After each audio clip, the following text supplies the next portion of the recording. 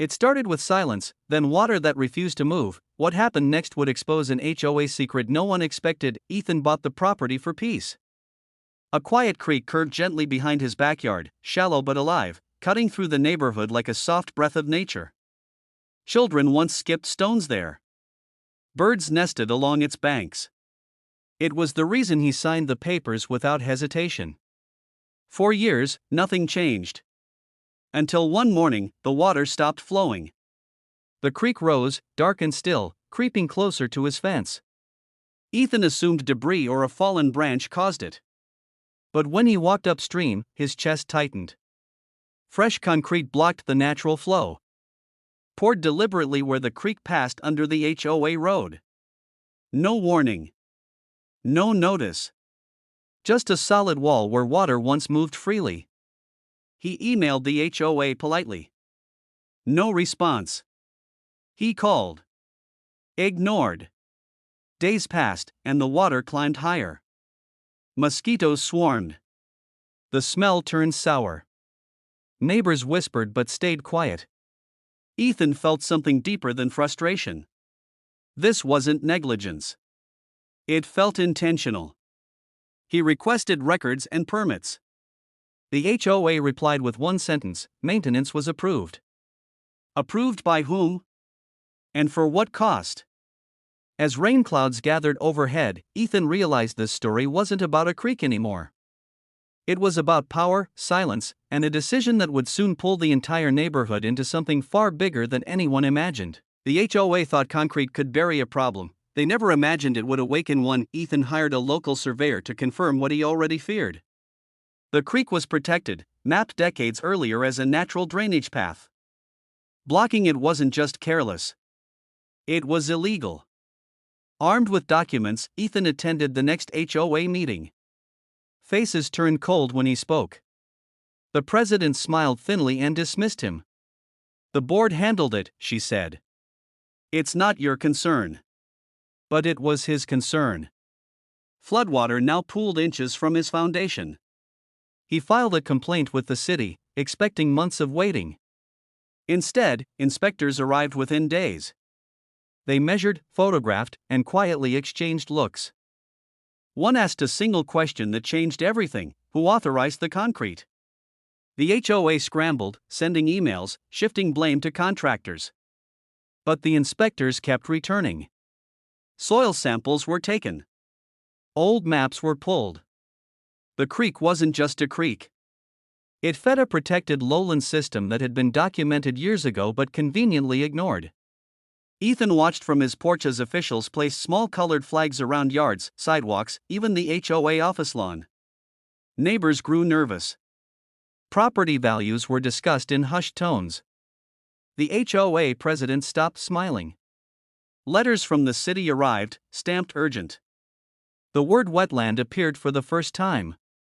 And with it came a chilling realization for everyone involved: once the city confirmed it, nothing would ever be the same again. One blocked creek became hundreds of questions, and every answer pointed back to the HOA. The inspection report landed like thunder. The concrete blockage had altered natural water flow, causing saturation far beyond Ethan's yard. Lawns, foundations, even streets showed signs of long-term moisture impact. The city expanded its review. Environmental agencies were notified. What the HOA called maintenance was now labeled unauthorized alteration. Neighbors received notices requesting access to their properties. Panic spread. Homeowners demanded answers, but the HOA board went silent. Ethan felt conflicted. He never wanted this scale of damage. He wanted accountability. At a packed emergency meeting, the HOA president finally spoke, claiming ignorance and blaming past boards. The crowd wasn't convinced. Officials explained the consequences calmly. If the area qualified as a protected wetland, restrictions would follow. Renovations paused. New construction frozen. Fines possible. The room fell quiet. Someone asked the question no one wanted answered: can they declare the whole neighborhood a wetland? The inspector nodded slowly. If the evidence supports it. Outside, rain began to fall again. Water pooled where it never had before, reflecting porch lights and anxious faces. Ethan stood back, realizing the HOA's decision to pour concrete had done the unthinkable. It didn't just stop a creek. It set the stage for a transformation that would redefine every property line in the neighborhood. The word wetland spread faster than water ever could, and fear followed close behind. Environmental specialists arrived next. They studied plant growth, soil composition, and water retention patterns. They spoke softly, but their notes were long. Native reeds had returned. Moisture-loving plants thrived where grass once struggled. Nature had been waiting. The concrete forced it to reveal itself. The HOA hired lawyers. Meetings moved behind closed doors. Homeowners received conflicting emails filled with reassurances that convinced no one. Ethan received a letter too, stating the HOA was reviewing options. He ignored it. He had learned silence only protected those in power. Weeks later, the city released its preliminary conclusion. The altered area met federal criteria for wetland classification. Gasps echoed through the community. This meant permits for almost everything: fences, pools, additions. Even landscaping would be restricted. Anger replaced fear. Neighbors demanded resignations. The HOA president avoided eye contact. Ethan wasn't celebrated. He wasn't blamed either. He was simply the one who refused to look away. As officials marked final boundaries, the concrete barrier was ordered removed. Too late. The damage had already been done. The creek flowed again, slow but steady, reclaiming its path. And with it came the final phase of a decision the HOA could never undo. When the concrete came out, the truth stood exposed, and the HOA had nowhere left to hide. Emails surfaced showing the board approved the blockage to prevent aesthetic complaints about muddy water. No permits. No studies. Just convenience.